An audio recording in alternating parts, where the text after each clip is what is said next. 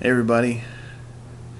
I had a sort of a disturbing thought last night, and I wanted to kind of share my thoughts on what hit me as far as realization goes. Um, Sort of frightening to the point of me wanting to kind of explain this in more than 140 characters on Twitter. But I did sort of hint at it last night. Um, or maybe early this morning. Basically, I had the thought that I would say the vast majority of those who are awake, who have taken the blinders off, so to speak, and are aware of the situation that we face here in America in the near future, I think, are silent. I think we have a silent majority who have the same mindset that we do. We, speaking of those who are vocal in our dissent against the leadership we have in the country right now. But I think there's a very vast majority who are simply silent out of lack of a better term, fear. And I think it really boils down to loved ones. And this was my thought as well last night that kind of hit me. If push comes to shove and there's the need for some kind of armed resistance, I and others like me certainly would inevitably take up arms against the state.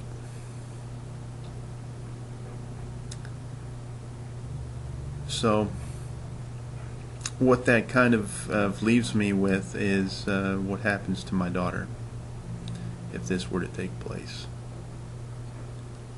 And it's a very frightening concept, I think, for myself, just because,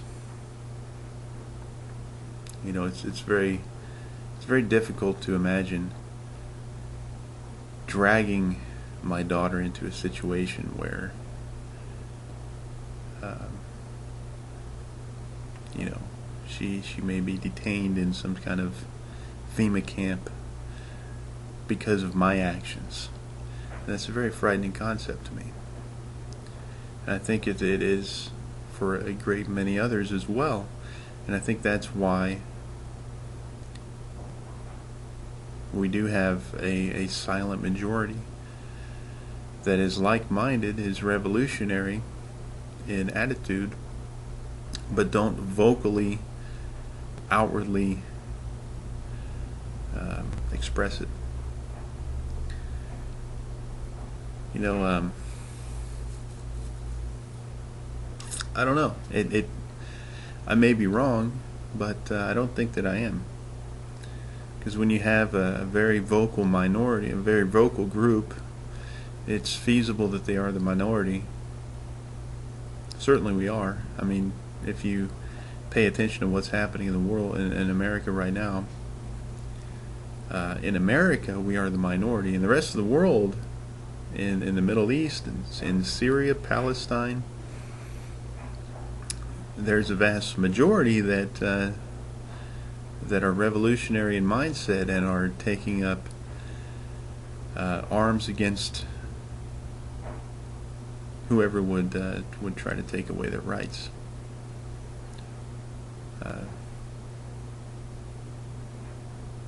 And unfortunately, I think the United States is a big part of the problem in the Middle East. So what does this mean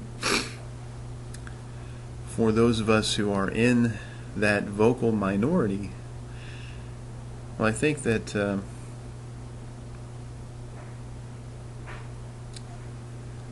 be fair,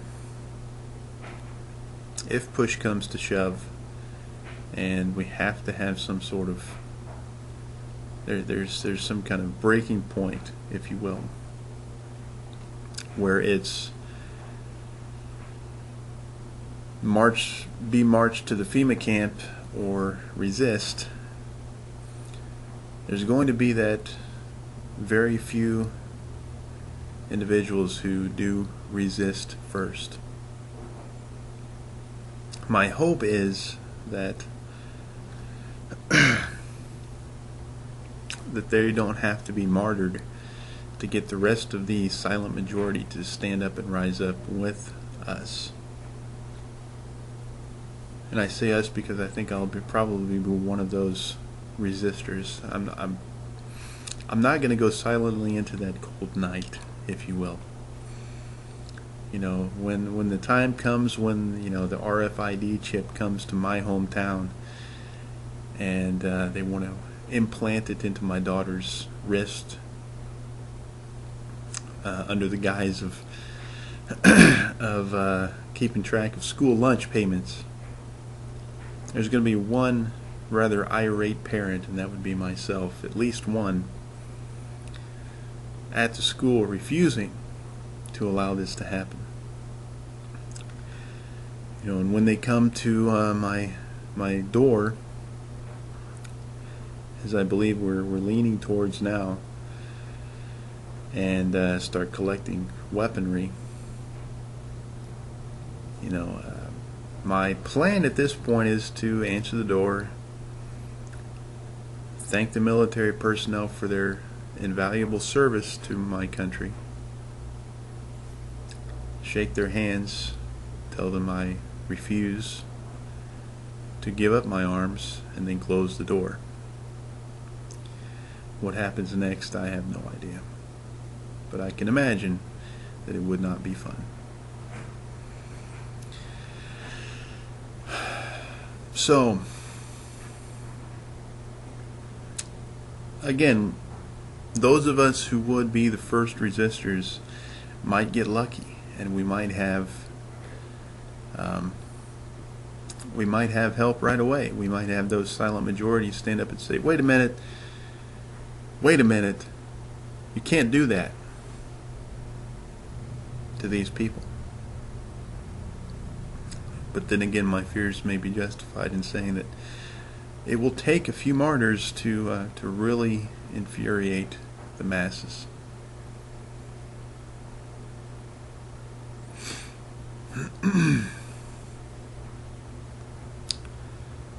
So that was my thought, you know. Loved ones, I think, are on our minds. And I think, in my case, my daughter, her future is the biggest motivation for speaking out against the problems we're having in the country today. Because our children are our future. I think we all can agree to that. The only future we have is through them. And the next generation's mindset is going to dictate the future of the world. You know, one of my favorite quotes of all time is just an unknown specific person, but it is a Native American proverb that goes to the tune of, we don't inherit the earth from our ancestors, we borrow it from our children. You know, and I think if the leadership of the world had that mindset, had that belief that everything we do today is what our children are going to have to live with 50 years from now.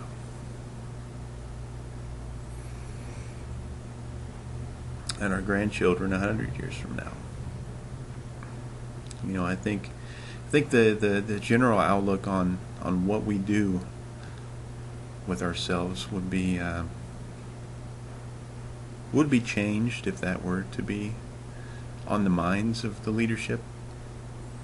But it is definitely on my mind a lot. So I think that's one of my major motivations. But my fear is that if my door gets kicked in one day by some armed military personnel and they start dragging me off to a FEMA camp, and my daughter walks out from the back room to see what all the noise is,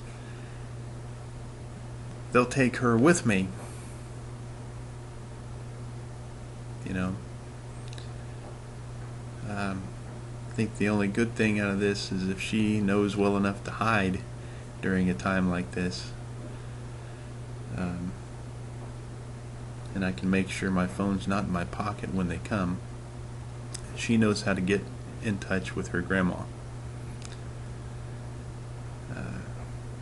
She can read well enough to pick out her grandma's name and number in my phone. She does it all the time, so I know she can do that.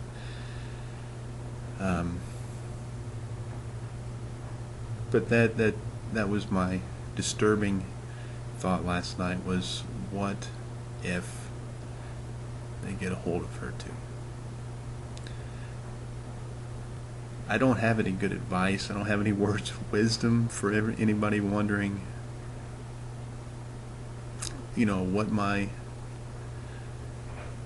thoughts on how to deal with that thought is. I don't have any words of wisdom here. It's going to take a lot more thought on my part on maybe just what kind of preparations I need to take in order to make sure she's safe in the event that I'm not. But I do think one thing is certain, that those of us who are willing to make that sacrifice, that are willing to take the risk of expending our own lives for the future of our children and the future of those who don't have the will to stand up and say, no, I'm not going with you, I'm not going to put up with this anymore. I think it's very important that we stay vigilant and send that message when the time comes, and keep screaming it now as loud as we possibly can, that it's very important to resist. Now, one thing I wanted to mention as well is that I talked to many active duty and recently inactive military personnel, and my question that I gave them each was, if you were given the order to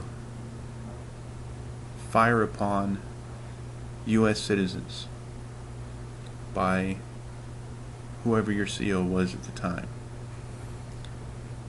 would you do it? And I've asked only a couple veterans, the old grizzled guys from like Vietnam and even back in World War II, that same question. I'll start with them. Both of them, without hesitation, said yes. They said that's the point of the military training that you go through, in basic training, boot camp, whatever you want to call it, is to make you an order-following machine. They don't want robots, but you'll damn sure follow orders. And if that's an order, they both said that, you know, without a doubt, without hesitation, without a thought in their mind, they would open fire.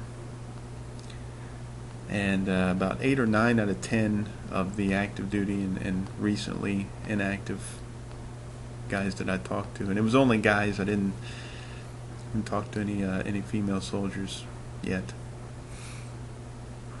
said that yeah, they would. And one in particular that really stood out to me, he kind of explained. I said, well, how can you do something like that? You know, how would you live with yourself if you just mowed down people that were resisting, being dragged off to a FEMA camp or something. And he said,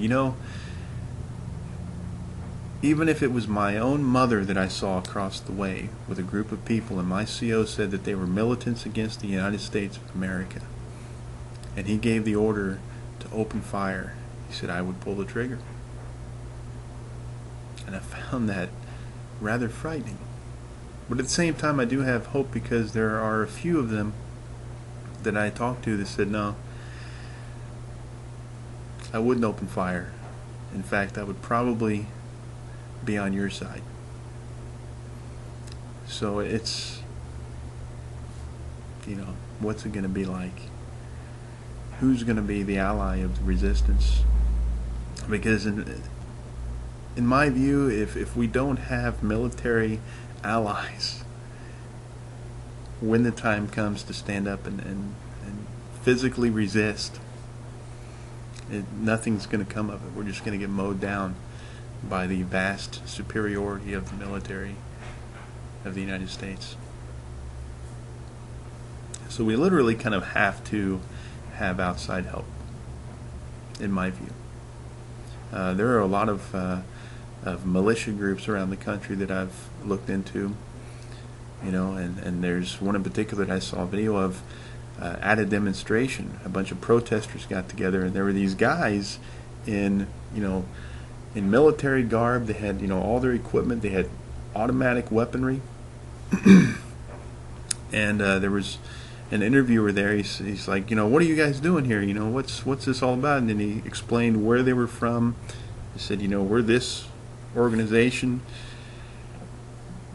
and we're here to make sure that these people behind us, these citizens that are protesting, don't get hurt. And they were literally standing in a line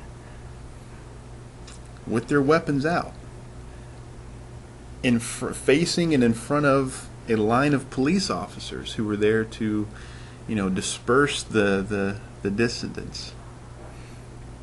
And they said, if any of these police officers try to do anything to these protesters, that's why we're here. And that's why we're armed. So that's kind of a comforting thought. I don't have any military training. In fact, if I had to shoot a can at 100 yards with a sniper rifle, I doubt I can do it. I like to have delusions of grandeur that I would just be this superhero guy, and I think we all want to have that memory. If we have to stand up, we want to be that person that's the memorialized hero of the resistance. In reality, I would probably be just the people that go down and fight very long against